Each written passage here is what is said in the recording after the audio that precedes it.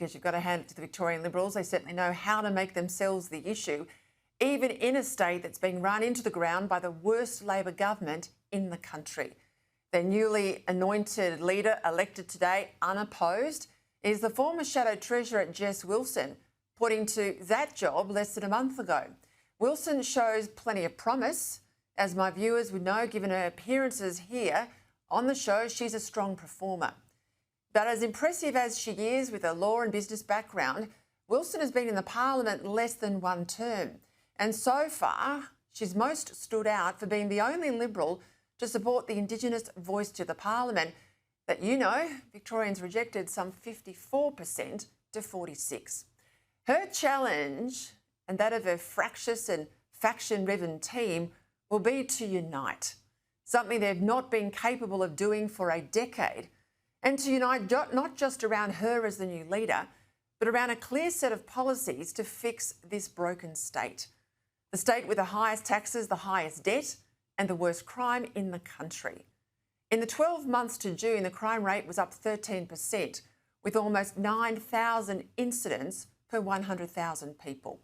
In Victoria, there are 150 home invasions every week. Retail theft up almost 30%. Vehicle theft up more than 40%. And when it comes to youth crime, things are out of control. Victoria Police revealing over the weekend that 60% of home invasions in the state were driven by a cohort of just over 1,000 children. Now, what's worse, this group, aged between 10 and 17 years of age, were arrested more than 7,000 times in the past year to June. And it's precisely because Brett Batten, the former leader now and former cop, had successfully made Victoria's crime crisis such an issue that prior to today's coup, the Libs were in an election-winning position for the first time in many, many years. A Freshwater poll over the weekend put the coalition in front 51-49, with Batten on a net favourability rating of 15, a whopping 43 points ahead of Premier Jacinta Allan. But the Liberals didn't need that poll to tell them that Batten was cutting through. The very fact that Labor's Jacinta Allan was forced to make a series of daily so-called tough-on-crime announcements last week showed just how much this issue was showing up in Labor's internal polling, and clearly just how panicked they were over Batten.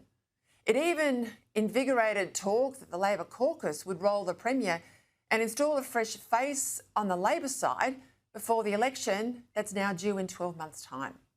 Instead, it was the Liberals that blinked, not Labor.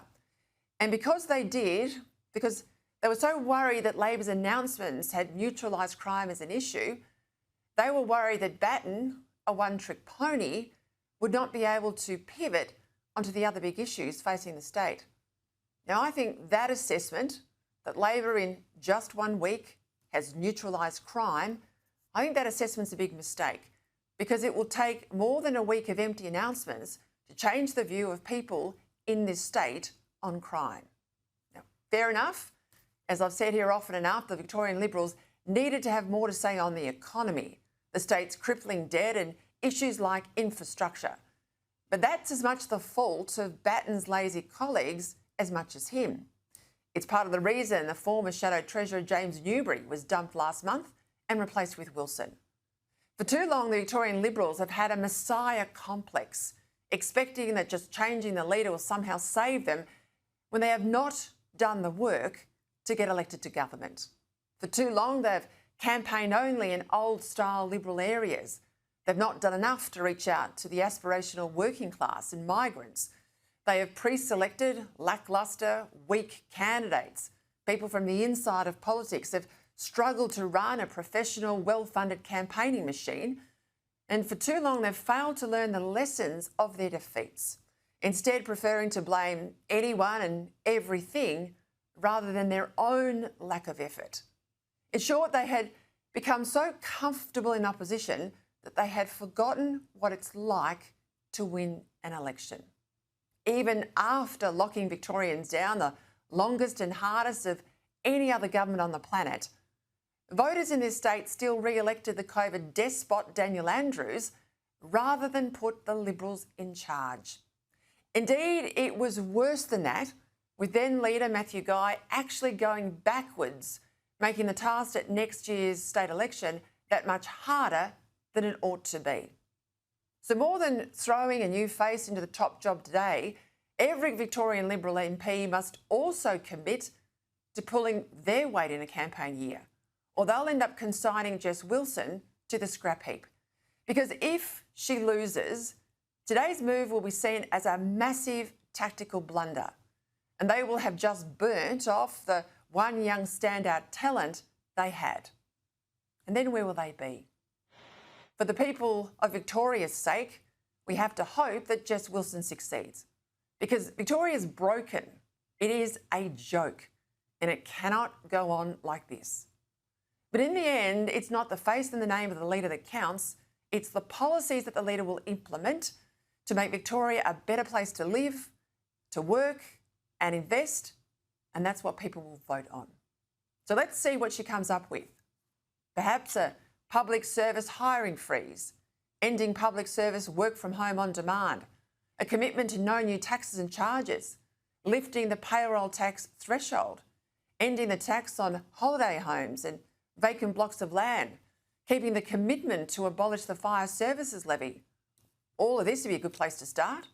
Plus repealing the most recent Indigenous treaty, scrapping so-called truth-telling propaganda, fixing the rundown hospital system, closing down the injecting rooms, lifting speed limits, protecting the rights of regional communities and farmers from Labor's rushed renewables rollout, and fixing bad roads. Not to mention unwinding the madness that made Victoria a byword for activist woke, bringing in laws to require protest permits, defending the rights of biological women, refocusing the school curriculum and excellence, and wherever possible, getting government out of people's lives. I don't just think Victorians are desperate for change. I absolutely know they are. They just want a credible opposition that's worthy of their vote. Now, it's too early to tell, but let's hope they have sorted themselves out finally today. If not, if they lose the next election, not only is that the end of their young talent Jess Wilson, but I fear the Liberal Party too. In this state, the state of Victoria, where it was founded 81 years ago.